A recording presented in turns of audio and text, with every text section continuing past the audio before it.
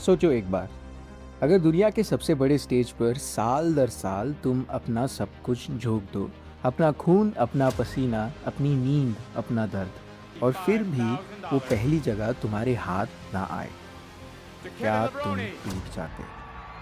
या क्या तुम ऐसा कुछ बन जाते जो ट्रॉफी से कहीं ज़्यादा बड़ा है?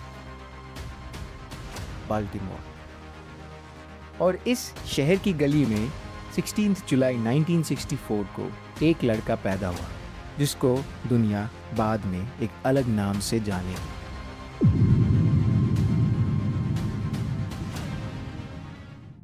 केविन लेब्रॉन बचपन से ही दो चीज़ें था एक साथ। एक ना थकने वाला एथलीट और दूसरा गहरी सोच रखने वाला आर्टिस्ट। मैदान में वो फास्टेस्ट था, घर में वो पियानो के पास सबसे ज़्यादा सुकून फील करता था। ये दो तरफा नेचर कोई इत्तेफाक नहीं था, ये उसकी असली पहचान थी। एक ऐसा इंसान जो सिर्फ एक रास्ते पर नहीं चला कभी, जिसके अंदर हमेशा एक से ज़्यादा दुनिया चलती रही, पर ज़िंदगी को उसका ये डबल नेचर बहुत जल्दी चैलेंज करना था। कुछ चीजें होता है जिंदगी में जिनके लिए कोई तैयार नहीं होता। जिंदगी ने केविन के पहला इम्तिहान बहुत जल्दी ले लिया था। जब वो सिर्फ 7 साल का था, एक बच्चा, कैंसर ने उसके पिता को उससे छीन लिया था। एक बच्चे के लिए एक ऐसा अकेलापन था जो उसने दुनिया से छुपाना सीख लिया था। उसने अपनी माँ में शेरली पूरा दुनिया बसा लिया था। उस माँ ने दोनों का फर्ज अच्छे से निभाया था।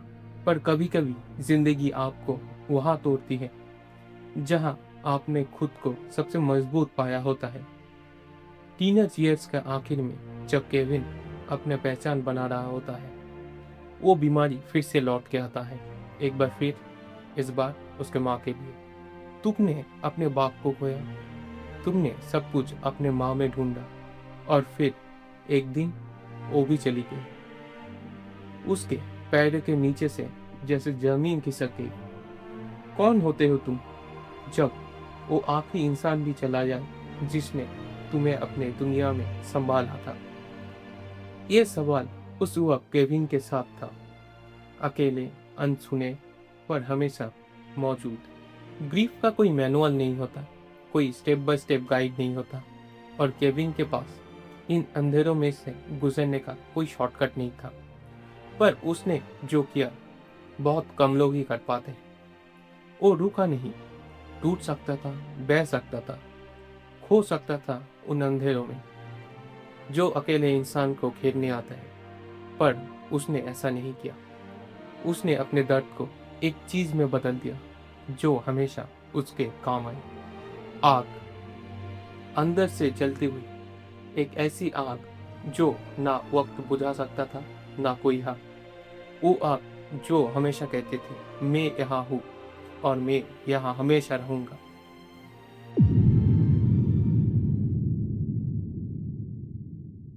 केविन लेब्रोन एक नेचुरली गिफ्टेड एथलीट था, ये तो दुनिया देख ही चुकी थी।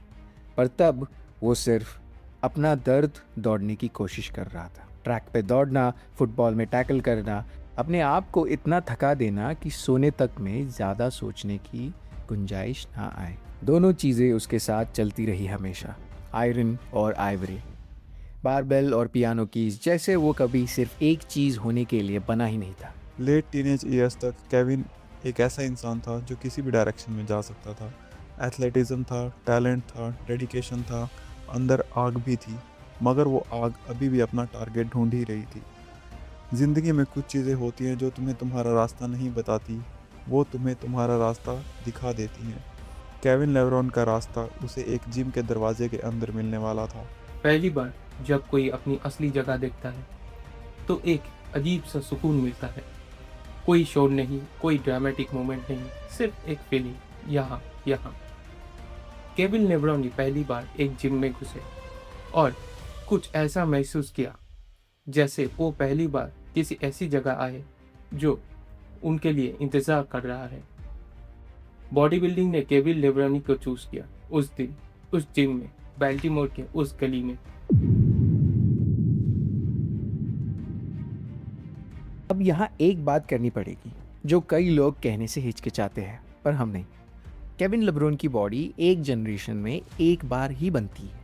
उसके मसल बेलीज इतने वेल स्ट्रक्चर्ड थे और राउंड थे और इतने परफेक्ट थे कि एक्सपीरियंस बॉडी बिल्डर्स भी पहली बार देख के रुक जाते थे। उसके बॉडी के प्रोपोर्शन, शोल्डर से वेस्ट तक का रेशियो, चेस्ट की डेप्थ, आर्म्स की फुलनेस, लेग्स का स्वीप, सब कुछ जैसे किसी ने एक ब्लूप्रिंट बनाया हो, सब कुछ परफेक्ट। पर यहाँ एक गलती मत करना, जो लोग जेनेटिक्स की बात करते हैं वो एक चीज़ अक्सर भूल जाते हैं। जेनेटिक्स एक ब्लैंक पेज देता है, पेन तुम्हारे हाथ में ही है, और केविन लेब्रोन ने उस पेज पर जो लिखा वो किसी और ने नहीं लिखा। केविन का ट्रेनिंग अप्रोच अलग था। जब बाकी सब वॉल्यूम पर फोकस कर रहे थे, सेट्स पे सेट, घंटों पे घंटे जिम में बिता रहे थे, केविन इंटेंसिटी का रास्ता चुन रहा था।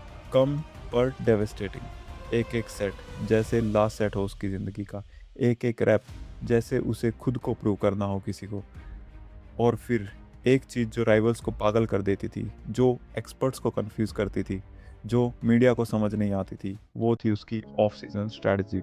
बाकी बॉडी बिल्डर्स साल भर मास मॉन्स्टर बने रहते थे, साल भर हैवी खाना, हैवी उठाना, पर केविन कंपटीशन के बाद वो श्रिंक हो जाता था, एक नॉर्मल एथलेटिक साइज में वापस आ जाता था। वो जिम नहीं छोड़ता था, पर वो उस ब्रूटल बॉडी बिल्डिंग लाइफस्टाइल से ब्रेक ले लेता था, अपने जॉइंट्स को हील होने देता था, अपने माइंड को रीसेट होने देता, और महीनों तक no heavy bulking, no force feeding. और फिर कंपटीशन से सिर्फ 12 या 16 हफ्ते पहले वो स्विच को फ्लिप करता था, जैसे उसकी बॉडी को पता हो कि कैसे रिएक्ट करना है, जैसे कोई मैजिक हो। वो एक नॉर्मल साइज एथलीटिक्स से वापस से फिर से ओलंपियन जाइंट बन जाता था। ये जेनेटिक्स से कहीं ज़्यादा था। ये था एक इंसान का अपनी ही बॉडी को समझना, उसी की भाषा में पूरी तरह फ्लुएंट हो जाना।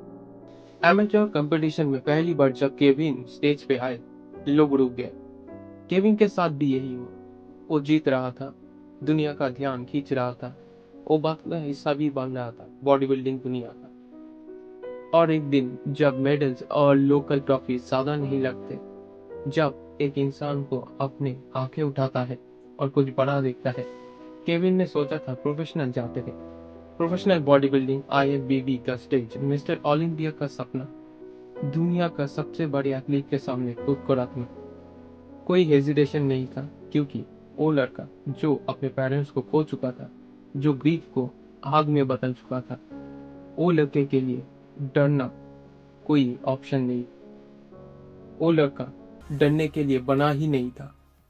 जिन हाथों ने उसे खिलाया, उन्हीं लोगों के जाने के बाद उसकी पहचान ये बन चुकी थी। वो इंसान अब एक ऐसे प्लेटफॉर्म पे जा चुका था जहाँ पे वो खुद को पूरी तरह बिना किसी रोक के एक्सप्रेस कर पा रहा था। लोहे ने उसे ग्रीफ से नहीं उठाया, लोहे ने उसे एक रास्ता दिया, अपनी ग्रीफ के साथ जीने का और उससे कुछ बनने का। बाल्टीमोर का वो लड़का जो पियानोस पे फिंगर्स रखता था और मैदान में दौड़ता था, अब एक नई दुनिया में कदम रखने वाला था। और वो दुनिया, प्रोफेशनल बॉडी बिल्डिंग की दुनिया, कभी फिर उसी तरह नहीं रही। प्रोफेशनल बॉडी बिल्डिंग की दुनिया 1990s में एक अलग ही जगह थी। ये सिर्फ मसल्स का खेल नहीं था, ये था एक स्पेक्टेकल, एक ड्रामा, जहाँ पर एथलीट एक कैरेक्टर था, हर स्टेज अपीयरेंस एक परफॉर्मेंस थी। और जब केविन पहली बार IFBB प्रो स्टेज पर आया, क्राउड ने फील किया, जो लेकर आया था स्टेज पे वो पहले कभी नहीं देखा गया था, बिल्कुल नहीं। मास था, पर सिर्फ मास ही नहीं, कंडीशनिंग भी थी। और सिर्फ कंडीशनिंग ही नहीं, उसके साथ साथ सिमेट्री भी थी, एक ऐसी सिमेट्री जो आंखें रोक लेती थी।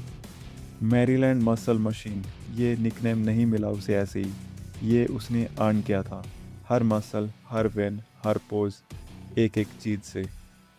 पहले कुछ सालों में ही केविन लेब्रॉन एक नाम से एक लेजेंड में बदल गया था। नाइट ऑफ चैंपियंस उसका ग्रैंड प्रिक्स शो, उसके हर स्टेज जहां वो जाता था वो अपनी छाप छोड़ाता था, गहरी और परमानेंट। पर बॉडी बिल्डिंग में एक ही शो होता है जो मैटर करता है सबसे ज़्यादा, एक ही टाइटल जो बाकी सब टाइटल्स को भी छोटा कर देता है, मिस्टर ओलंपिया।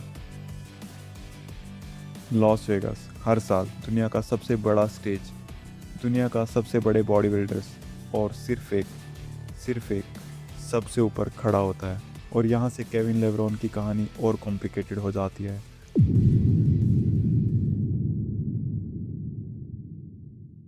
...1992 से 1997 तक मिस्टर ओलंपिया का एक ही जवाब था, एक ही नाम, एक ही इंसान, डोरियन याट्स। बर्मिंघम इंग्लैंड से आया ये आदमी बॉडी बिल्डिंग को एक अलग ही नजरिए से देख रहा था। वो सिमेट्री का बात नहीं करता था, एस्थेटिक का बात नहीं करता था, वो सिर्फ एक चीज जानता था और वो था मास, शेयर मास। डोरियन याट्स ने बॉडी बिल्डिंग को हमेशा के लिए बदल दिया। और पर ये भी बात सच है कि हर चीज जो डोरियन के पास था, केविन उससे काफी अलग था। डोरियन था एक फोर्स ऑफ नेचर, केविन था एक वर्क ऑफ आर्ट। और जब फोर्स और आर्ट आपस में एक स्टेज पे टकराते हैं, जजेस को चूज करना पड़ता है। और 1990s में रिपीटेडली जजेस ने फोर्स को ही चूज किया। 1992 mister Olympia, Kevin Levrone second place. ठीक है, पहला साल सेकंड प्लेस एक्सेप्टेबल है, सीखने का टाइम है, नेक्स्ट ईयर होगा। 1993 मिस्टर ओलंपिया, केविन लोब्रानी फिर से second place. Okay, Dorian strong है, वो एक्स्ट्रा ऑर्डिनरी है, पर मैं भी हूँ, मैं और काम करूंगा next year. 1994 mister Olympia, Kevin Levrone फिर से सेकंड प्लेस। 3 साल 3 बार इतने पास की ट्रॉफी दिखती है पर हाथ पे नहीं आती। पर केविन के अंदर क्या चल रहा था वो सिर्फ उसको ही पता था, और शायद उस पियानो को। और फिर वो वापस जाता था आयरन के पास, क्योंकि यही उसका भाषा था और इसमें वो बहुत फ्लुएंट था। 1997 में बॉडी बिल्डिंग की दुनिया में एक बड़ा काम हुआ। डोरियन येट्स ने रिटायरमेंट ले ली। अब पूरी दुनिया, पूरी बॉडी बिल्डिंग कम्युनिटी ने एक साथ एक इंसान की तरफ देखा, केविन लेब्रॉन की तरफ।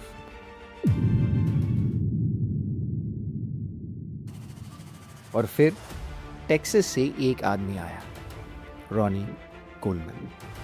और बॉडी बिल्डिंग एक बार फिर अपना रास्ता बदल चुकी थी। रॉनी कोलमैन आर्लिंगटन टेक्सास के एक पुलिस ऑफिसर जो पार्ट टाइम बॉडी बिल्डिंग करते थे, जब तक उन्होंने डिसाइड नहीं किया कि ये पार्ट टाइम नहीं रहेगा। उसका मास, उसकी वर्क एथिक, उसकी लेजेंडरी वॉइस। और 1998 से 2005 तक रॉनी कोलमैन ने मिस्टर ओलंपिया 8 बार जीता, लगातार 8 बार। और 8 सालों में केविन लेब्रॉन वहाँ था, हर बार। 1999 से 2002 तक केविन लेब्रॉन जो स्टेज पे लाया, वो बॉडी बिल्डिंग हिस्ट्री में कुछ लोगों का मानना है, और मैं उनसे एग्री करता हूँ, कि वो सबसे एस्थेटिकली परफेक्ट कम्पिटिटिव फिजिक थी जो स्पोर्ट ने कभी देखी थी। एक्सेप्शनल मास था, बट वो मास वेल डिस्ट्रीब्यूटेड था, कंडीशनिंग थी, सिमेट्री थी।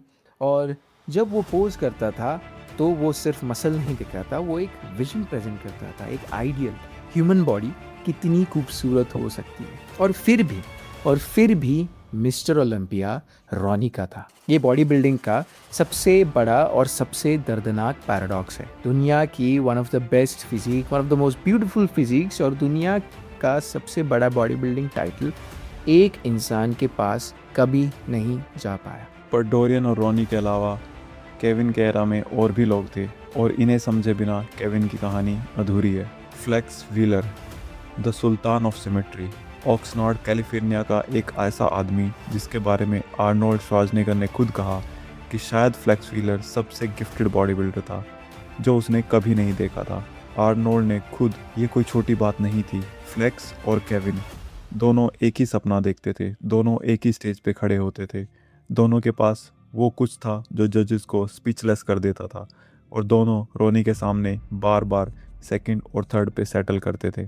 कुछ एराज में ग्रेटनेस एक साथ आती है, क्लस्टर में, जैसे स्टार्स का एक ही रात में सबसे ज़्यादा चमकना।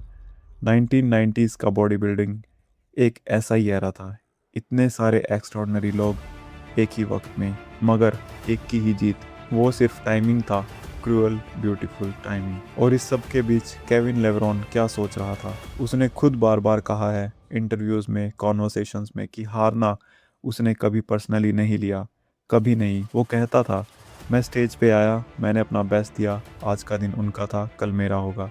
पर हम सब जानते हैं कि वर्ड्स और फीलिंग्स ऑलवेज मैच नहीं करती। और केविन भी इंसान था, पूरी तरह इंसान। वो दर्द फील करता था, वो डिसअपॉइंटमेंट फील करता था। पर यहाँ वो चीज़ काम आती है जो उस टीनेज लड़के ने सीखी थी बाल्टीमोर की उन गलियों में, जब वो सब कुछ खो चुका था जो उसे डिफाइन करता था। वो सीख चुका था कि दर्द, रियल दर्द, तोड़ता नहीं तुम्हें बनाता है। केविन ये लेसन बहुत पहले सीख चुका था। बॉडी बिल्डिंग स्टेज ने सिर्फ उसे दोबारा याद दिलाया। कि अगर हम सिर्फ ओलंपिया का रिजल्ट देखते रहे तो हम केविन लेब्रॉनी के साथ एक बहुत बड़ा जुल्म करेंगे। केविन लेब्रॉनी लूजर नहीं था। केविन लेब्रॉनी एक डोमिनेंट चैंपियन था जो सबसे स्टैक्ड इरा में कम्पीट कर रहा था, जो बॉडी बिल्डिंग ने कभी नहीं देखा था। आर्नोल्ड क्लासिक केविन का, सैन जोसेफ प्रो केविन का, ग्रॉपी जर्मनी केविन का, ग्रॉपी इंग्लैंड केविन का, ग्रॉपी फ्रांस केविन का। इनफैक्ट इस एरा में केविन लेब्रॉनी ने 23 IFBB प्रोफेशनल टाइटल जीते थे। 23 ये कोई छोटा नंबर नहीं था। ये एक ऐसा रिकॉर्ड था जिसको तोड़ने में लोगों को सालों लग गए। ये वर्ल्ड का बेस्ट कॉम्पिटिशन था जहां वर्ल्ड के बेस्ट लोग आते हैं और केविन उनमें से जीतता था, हर बार कंसिस्टेंटली, डोमिनेटली। अगर मिस्टर ओलंपिया ना होता तो केविन लेब्रॉनी का करियर एक अनक्वेश्चन्ड, अनचैलेंज और ग्रेटेस्ट ऑफ ऑल टाइम का कहानी होता। कोई डिबेट नहीं, कोई आर्गुमेंट्स नहीं, बस एक नाम, एक लेगेसी, सीड। पर ओलंपिया था, और वो था एक ऐसा पायदान जो केविन के पूरी जनरेशन के लिए क्लाइंबिंग का नाम था, और समिट सिर्फ एक के लिए, पहले डोरियन का, फिर रॉनी का। और केविन वो पहाड़ चढ़ रहा था, साल दर साल। केविन नहीं रुका, कभी नहीं बोला नहीं चाहिए मुझे, कभी नहीं बोला ये पॉसिबल नहीं है। वो वापस आता था और वापस आता था और वापस आता था। अब हम एक सेकंड के लिए कंपटीशन से दूर जाते हैं, स्टेजेस से दूर, जजेस से दूर, रिजल्ट से दूर, और हम अब सीधा जाते हैं लेब्रोन के दिल के अंदर। केविन लेब्रोन का माइंडसेट, जो चीज़ उसे एक्चुअली डिफाइन करती थी, वो ट्रॉफी से नहीं बना। वो बना था उन सब एक्सपीरियंसेस से जो हम पहले से जानते हैं, लॉस, ग्रीफ, हंगर, साइलेंस। उसने एक बार कहा था, और ये बात हमें काफ़ी डीपली टच की, कि वो जब स्टेज पे जाता था वो अपने पेरेंट्स को इमेजिन करता था और याद करता था। वो सोचता था कि क्या वो देख रहे हैं और क्या उनको उस पे नाज है। सोचो एक बार, कितनी बड़ी बात है ये। इतने बड़े स्टेज पर हो आप, दुनिया देख रही है, जजेस स्कोर कर रहे हैं, राइवल सामने खड़े हैं, और इंसान के दिल में दो लोग हैं जो वहाँ नहीं है पर हमेशा है। ये लेसन सिर्फ बॉडी बिल्डिंग का नहीं है, ये ज़िंदगी का लेसन है। हम सोचते हैं कि हर वक्त ग्राइंड करना, हर वक्त पुश करना ही सक्सेस है। केविन ने प्रूव किया कि सम टाइम सबसे बड़ा मूव पीछे हटना, हील करना और फिर अपनी पूरी ताकत के साथ वापस आना होता है।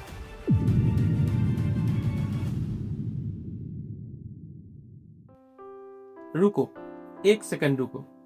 हम अभी तक ऐसी दुनिया में थे जहां सब कुछ आयरन था, वेट्स थे, स्टेज था, राइवलरी थी। एक ऐसी दुनिया जहां मेजर किया जाता था साइज से, कंडीशनिंग से, प्लेसमेंट से।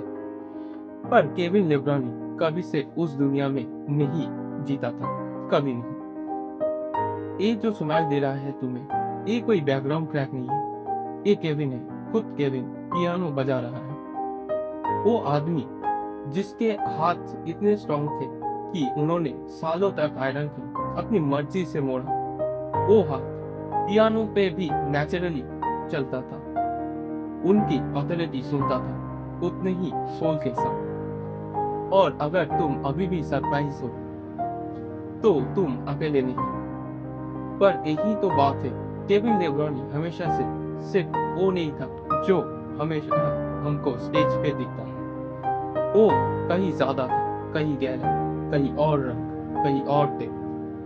हम वापस जाते हैं उस लड़के के पास, बाल्टीमोर में, टीनेज केविन के पास, जो अपने पेरेंट्स को खो चुका था, जो ग्रीफ के साथ जीना सीख रहा था, जो आयरन में रास्ता ढूंढ रहा था, और जो जब आयरन भी काफी नहीं था वो पियानो के पास चला जाता था। म्यूजिक केविन के लिए कभी हॉबी नहीं थी, कभी टाइम पास नहीं था। वो एक जरूरत थी।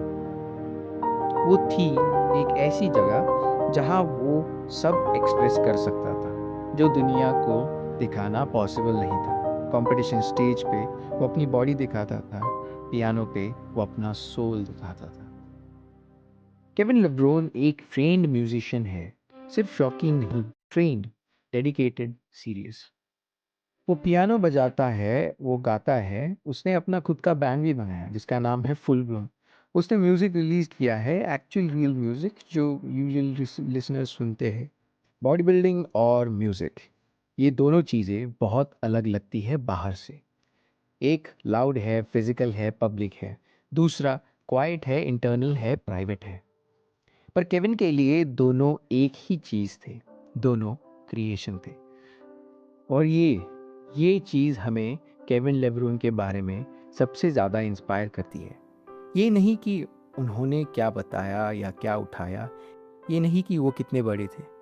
ये है कि एक ऐसी दुनिया में जहाँ लोग तुम्हें एक बॉक्स में डाल देते हैं, एक लेबल में क्लोज कर देते हैं, केविन ने बार बार वो बॉक्स तोड़ा और कहा, मैं यहाँ हूँ और यहाँ भी हूँ, वहाँ भी हूँ, मुझे डिफाइन करने की कोशिश मत करो, मैं डिफाइन होने के लिए बना ही नहीं हूँ। और अगर म्यूज़िक काफ़ी नहीं था, केविन ने एक और दुनिया में कदम रखा, acting. Film sets, camera, scripts, characters, एक और लैंग्वेज, एक और कैनवस, एक और रास्ता खुद को एक्सप्रेस करने का। केविन का एक्टिंग कैरियर कोई पीआर स्टंट नहीं था, कोई celebrity body builder tries acting वाला जोक नहीं था। वो जेन्युइनली इंटरेस्टेड था, जेन्युइनली डेडिकेटेड था, जेन्युइनली प्रेजेंट था। जब भी वो किसी को प्रोजेक्ट का हिस्सा बनता था, वो अपना बेस्ट देने का ट्राई करता था। Strip away the glamour, strip away the cameras, core में क्या है एक्टिंग? वल्नरेबिलिटी। किसी और की कहानी को अपने अंदर से जीना, अपने आप को कम्प्लीटली किसी मोमेंट के हवाले करना, बिना कंट्रोल के, बिना सेफ्टी नेट के, बस प्रेजेंट रहना और सच बोलना। एक ऐसा इंसान जो सालों तक ओलंपिया स्टेज पे सबके सामने अपना सब कुछ बिना किसी गारंटी के रखता रहा हो, वो इंसान वल्नरेबिलिटी जानता था। वो जानता था कि कब सबके सामने पूरी तरह प्रेजेंट रहना है और इससे कैसा फील होता है। एक्टिंग के लिए ये सबसे बड़ी क्वालिफिकेशन होती है और केविन के पास वो थी बहुत पहले से। पर इन अचीवमेंट से परे, कंपटीशन से परे, म्यूजिक से परे, एक्टिंग से परे, और ये सवाल ज्यादा इम्पोर्टेंट है, कैसा इंसान है केविन लेब्रॉन जब कोई नहीं देख रहा? वो लोग जो केविन को पर्सनली जानते हैं, जो उसके साथ काम कर रहे हैं, जहाँ कोई कैमरा नहीं है, वो एक ही बात कहते हैं बार बार कि वो वही है। हमेशा स्टेज पे भी, जिम में भी, घर में भी केविन लेब्रॉन परफॉर्म नहीं करता, वो सिर्फ होता है। उसकी जेनरसिटी लेजेंडरी है अपने सर्कल में। जो यंगर एथलीट्स आए, जो गाइडेंस चाहते थे, केविन ने उनको गाइड किया, अपना टाइम दिया, अपना एक्सपीरियंस दिया, अपना नॉलेज दिया, बिना किसी एक्सपेक्टेशन के, क्योंकि वो जानता था कि कोई एक वक्त था जब वो भी ये सब चाहता था। उसका सेंस ऑफ ह्यूमर जो लोग एक्सपेक्ट नहीं करते, ये massive, serious, intense competitive body builder से एक्चुअली बहुत फनी है। जेन्युइनली वो हंसा सकता है, खुद के ऊपर जोक बोल कर सकता है, के ऊपर भी जोक बोल सकता है, जो एक पहचान है कि एक इंसान अपने पीस में है। केविन लेब्रॉन एक बॉडी बिल्डर था, हाँ, एक म्यूजिशियन था, हाँ, एक एक्टर था, हाँ, एक मेंटर है, हाँ, एक फ्रेंड है, हाँ, एक बाल्टीमोर का बच्चा है जो अपने पेरेंट्स के याद में हमेशा कुछ करता रहता है, हाँ, वो सब कुछ है एक साथ, हमेशा। और इन सब में कोई भी छोटा नहीं है, कोई भी ऑप्शनल नहीं है। ये सब मिलके एक इंसान बनाता है, एक पूरा इंसान, केविन लेब्रॉन। और जब वो सपोर्ट जो केविन ने चूज़ किया था या जिसने केविन को चूज़ किया था वो भी बदल रहा था, नए लोग आ रहे थे, नए स्टैंडर्ड, नया डायरेक्शन, एक ऐसी दुनिया जो कहीं और जा रही थी। और केविन वो इंसान था जो जानता था कि कब साथ चलना है और कब अपना रास्ता अलग करना है। तो जब तुम रिटायर करते हो, तुम सिर्फ एक करियर नहीं छोड़ते, तुम एक वर्जन ऑफ योर सेल्फ को छोड़ देते हो। वो वर्जन जो सालों से तुम्हारा सबसे ज्यादा कंपेनियन था, जो हर सुबह जिम जाता था, जो स्टेज पे जाता था, जो कंपटीशन की आग में चलता था, वो वर्जन अब नहीं रहेगा। रिटायरमेंट के बाद केविन की जिंदगी ब्लैंक नहीं हुई। वो ऐसी जिंदगी थी जिसमें पहले से बहुत कुछ था। म्यूजिक था, एक्टिंग था, लोग थे, पैशन था, और वो अंदर की आग, वो कभी बुझी नहीं, कभी नहीं। वो एक्टिव रहा फिजिकली, क्योंकि केविन लेब्रॉन फिर वो इंसान नहीं था जो एक दिन सब छोड़ के सोफा पर बैठ जाए। उसकी बॉडी, उसकी लाइफस्टाइल, उसकी एक्सरसाइज, ये ही उसकी एक्चुअल लैंग्वेज थी। वो लैंग्वेज रिटायर नहीं होती। और फिर वो चीज़ें जो कंपटीशन के वक्त साइड पे रहती थी, वो सामने आई। रिलेशनशिप्स, फैमिली, दुनिया के वो हिस्से जो कंपटीशन की इंटेंसिटी में बैकग्राउंड में चले जाते हैं, अब वो फोरग्राउंड में था। और केविन ने उन्हें उसी डेडिकेशन से एम्ब्रेस किया जिस डेडिकेशन से वो कभी वेट उठाया था। सुबह उठना बिना किसी कंपटीशन डेट के प्रेशर के, म्यूज़िक के साथ वक्त बिताना सिर्फ इसलिए क्योंकि अच्छा लगता था, लोगों से मिलना, बात करना, सुनना, वो सब चीज़ें जो एक प्रोफेशनल एथलीट की ज़िंदगी में लग्जरी होती हैं, वो अब डेली लाइफ थी। और केविन ने उन्हें लग्जरी की तरह ही ट्रीट किया, हर रोज़ शुक्रिया के साथ। पर और ये एक बात मैं आपको ऑनेस्टली कहना चाहता हूँ, एक चीज़ थी जो कभी पूरी तरह नहीं गई, एक चीज़ जो रिटायरमेंट के बाद भी केविन के अंदर धीमी धीमी जलती रही, जैसे एक एम्बर।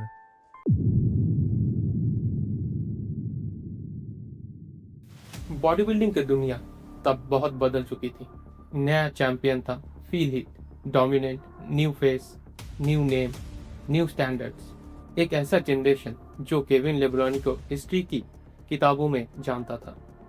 और फिर एक र्यूमर शुरू हुआ। र्यूमर ये था कि केविन लेब्रॉनी 2016 मिस्टर ओलंपिया में कॉम्पीट करने वाले थे। केविन लेब्रॉनी जो काफी साल पहले रिटायर कर चुके थे। केविन लेब्रॉनी जो तब 52 इयर्स के हैं। 52 एक उम्र जब ज्यादातर लोग बॉडी बिल्डिंग छोड़ देते हैं, हेवी जिम ट्रेनिंग भी स्लोली बंद कर देते हैं। केविन लेब्रॉनी उस उम्र में मिस्टर ओलंपिया जाने की बात कर रहे थे। जब केविन ने ऑफिशियली कंफर्म किया कि वो 2016 ओलंपिया में compete करेगा, दुनिया ने एक बार फिर वो किया जो दुनिया हमेशा करती है जब कोई एक्स्ट्रॉर्डनरी करने का प्लान बनाता है। उन्होंने डाउट किया। एक्सपर्ट्स ने कहा बॉडी इतने सालों के बाद ओलंपिया लेवल तक वापस नहीं आ सकते। क्रिटिक्स ने कहा कि ये सिर्फ पब्लिसिटी स्टंट है और वो सीरियसली compete नहीं कर पाएगा। और कुछ लोग जो खुद को बहुत समझदार समझते हैं, उन्होंने कहा कि उसे अपनी लेगेसी की फिक्र करनी चाहिए। Train for 6 months. That's not. I wasn't worried at all, to be honest. Now, if Kevin took like 3 years of training, then we'd be talking about 6 months. Come on, man. ये आना ये legacy को hurt करेगा। Kevin LeBron ने इन सब बातों को वही किया जो उसने हमेशा किया था। जब दुनिया ने डाउट किया, जब रिजल्ट्स ने डिसअपॉइंट किया, जब बार बार इतने पास आके भी वो मोमेंट नहीं मिला, उसने सुना और फिर वो जिम गया। अब हम वहाँ जाते हैं जहाँ एक्चुअली चीज़ें होती हैं, लाइट्स के पीछे, अनाउंसमेंट के पीछे, हाइप के पीछे, जिम। 52 साल की उम्र में कंपटीशन लेवल तक वापस आना कोई मूवी नहीं है, कोई मोन्टाज नहीं है जहाँ म्यूज़िक बजे और 3 मिनट में सब ठीक हो जाए। ये बहुत मुश्किल काम था, बहुत मुश्किल, जो सिर्फ वही समझ सकता था जिसने खुद से किया हो। बॉडी जो सालों से कंपटीशन स्ट्रेस से दूर रही और अब फिर से उस डायरेक्शन में जा रही थी। मसल्स जो रेस्ट में थे अब फिर से उठाए जा रहे थे। जॉइंट्स जो सालों की इंटेंसिटी ट्रेनिंग के निशान रखते थे अब फिर से टेस्ट होने जा रहे थे। और डाइट वो ब्रूटल डिसिप्लिन जो एक कॉम्पिटिटर की ज़िंदगी का सबसे साइलेंट और सबसे डिमांडिंग हिस्सा होता है, पर फिज़िकल से भी ज़्यादा ये मेंटल था, क्योंकि केविन जानता था कि दुनिया देख रही है और इस बार एक्सपेक्टेशंस अलग थी। पहले जब वो यंग था तो एक्सपेक्टेशंस थी ये जीतेगा, अब एक्सपेक्टेशन थी ये फेल करेगा और हम सब देखेंगे। और केविन ने इस प्रेशर को बिल्कुल उसी तरह हैंडल किया जिस तरह उसने हमेशा प्रेशर को हैंडल किया है। उसने उसे अंदर रखा, उसने उसे फ्यूल बनाया। वो आग जो बाल्टीमोर में जली थी, जो ओलंपिया लॉसेस ने और तेज की थी, जो रिटायरमेंट के सालों में एम्बर बनी रही थी, वो आग 2016 में एक बार फिर पूरी तरह से जल उठी।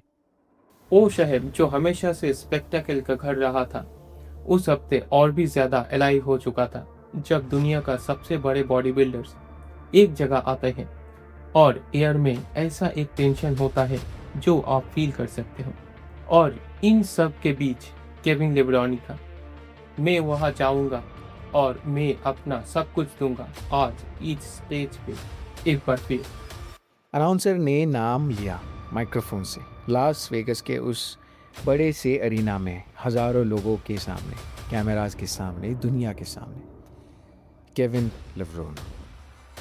कि जब केविन लेब्रॉन उस कर्टन के पीछे से उस स्टेज पे आया, 52 साल की उम्र में, काफ़ी सालों के रिटायरमेंट के बाद, एक ऐसी दुनिया में जिसने उसे पास्ट टेंस में रखना शुरू कर दिया था, वो क्राउड खड़ा हो गया। वो स्टैंडिंग ओवेशन किसी रिजल्ट के लिए नहीं था, किसी प्लेसमेंट के लिए नहीं था, किसी ट्रॉफी के लिए नहीं था। वो सिर्फ उस आदमी के लिए था, उस इंसान के लिए था जो एक बार फिर, जब सब ने कह दिया था अब नहीं हो सकता, वहाँ आया, खड़ा था अपनी पूरी तरह से, अपनी पूरी डिग्निटी के साथ, अपनी पूरी आग के साथ। और वो बॉडी जिसके बारे में एक्सपर्ट्स ने कहा था कि वापस नहीं आ सकती, वो स्टेज पे थी। जब केविन ने पोज किया तो दुनिया ने देखा कि वक्त और इंजरीज ने अपना टैक्स वसूल लिया था। एक सीवियर कॉर्ड इंजरी की वजह से उसकी टांगे, उसकी लेग्स अपने पूरे साइज और ट्रेडमार्क स्वीप को खो चुकी थी।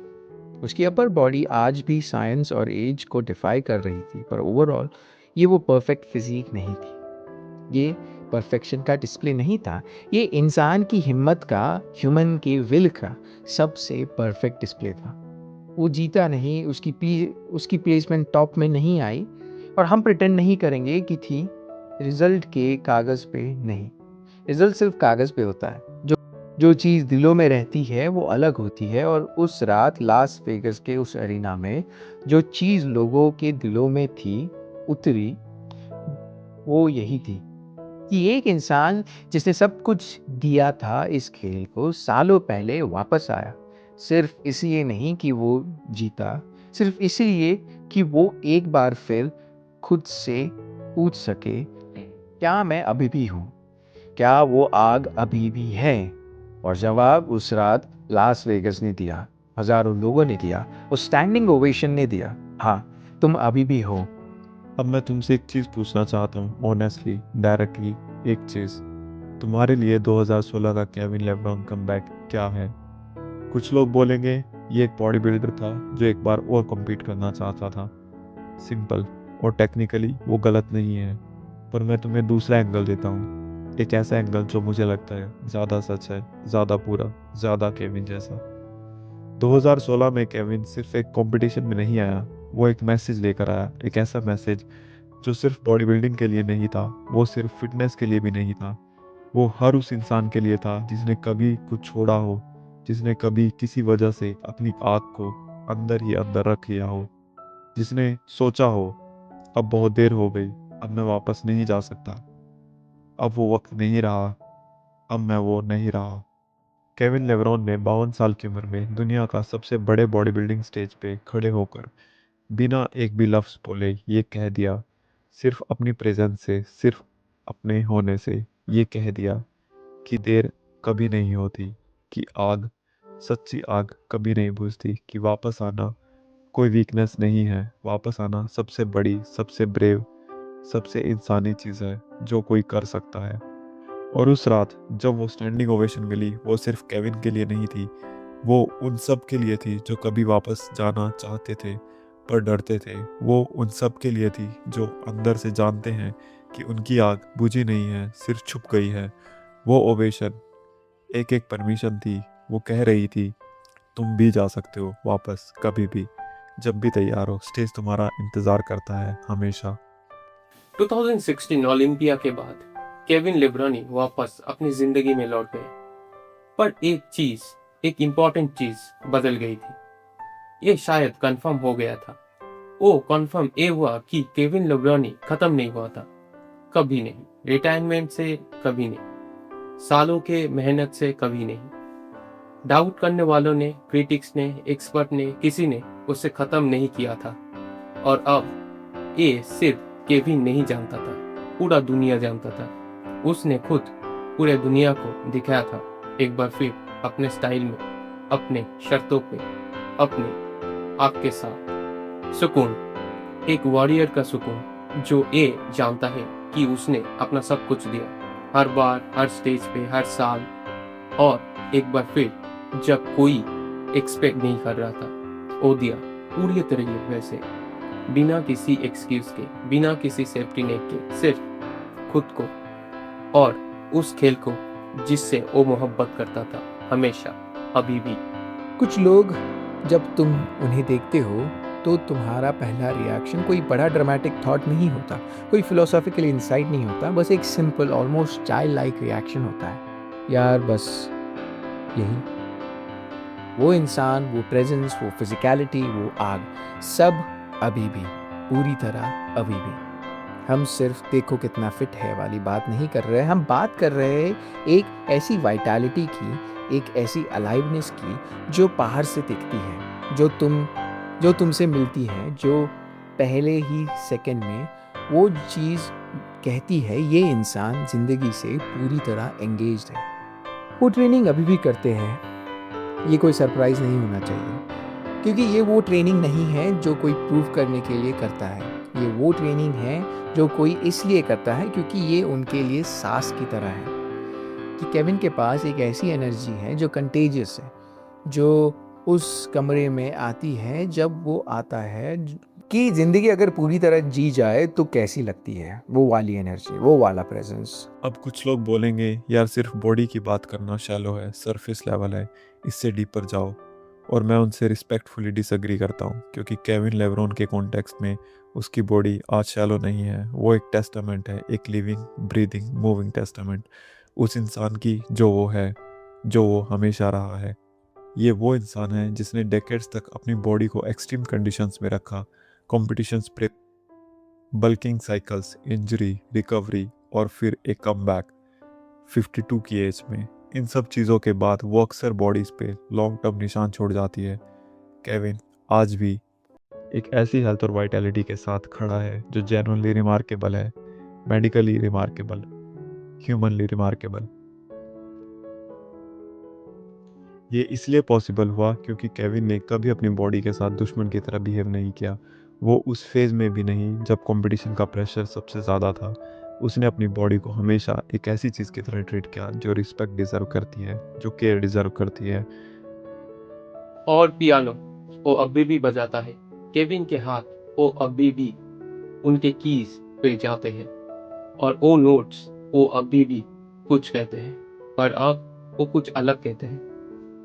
पहले वो नोट्स सिर्फ ग्रिप से भरे होते थे, बाहर आते थे, कुछ प्रोसेस करते थे, कुछ ढूंढते थे, कुछ कहने की कोशिश करते थे जो वर्ड्स में नहीं आते थे। अब वो नोट्स कुछ और कहते हैं। वो कहते हैं ग्रैटिट्यूड, शुक्रिया, उस जिंदगी का जो मिला, उस खेल का जो खेला, उस लोगों का जो मिला, उस स्टेज का जो मिला, उन लॉसेस का भी, हाँ उन लॉसेस का भी, क्योंकि वो लॉसेस वो इंसान नहीं होता अगर वो लॉसेस नहीं होते। वो केविन लेब्रॉनी नहीं होता, और केविन लेब्रॉनी वो रहना चाहता है पूरी तरीके से हमेशा। म्यूजिक ने उसे तब भी दिशा दिखाई जब वो रास्ता नहीं देख पा रहा था, और अभी जी रहा है, हर नोट्स में, हर कॉर्ड्स में, हर बार जब वो बैठता है और फिंगर्स रखते हैं उन कीज पे जो तब से उसके है, जब से वो छोटा था, बैल्टीमोर में अकेला ढूंढता हुआ। तो आखिर में हम वहाँ आते हैं जहाँ हर कहानी इवेंचुअली जाती है, लेगेसी। वो चीज़ जो रह जाती है जब सब कुछ और चला जाता है, वो चीज़ जो हम छोड़ जाते हैं इस दुनिया में। तो केविन लेब्रॉन की लेगेसी क्या है? कुछ लोग बोलेंगे कि लेगेसी ये है कि वो काफ़ी सालों तक बॉडी बिल्डिंग का एक डोमिनेंट फोर्स था। कुछ लोग बोलेंगे कि लेगेसी ये है कि उसकी फिजिक बॉडी बिल्डिंग हिस्ट्री में सबसे एस्थेटिकली रिमार्केबल फिजिक्स में से एक है। और ये भी सच है, उसने एक ऐसे एरा में जो शायद हिस्ट्री का सबसे टफ एरा था, अपना नाम हमेशा के लिए इस स्पोर्ट में लिख दिया। और ये भी सच है, केविन लेब्रॉन की सबसे बड़ी लेगेसी ये है कि उसने प्रूव किया कि एक इंसान पूरा हो सकता है। हाँ, पूरा, स्ट्रॉन्ग भी और सेंसिटिव भी, पावरफुल भी और पोएटिक भी, आयरन भी और आइवरी भी, चैंपियन भी और इंसान भी। जीतने वाला भी और हारने के बाद फिर से उठने वाला भी।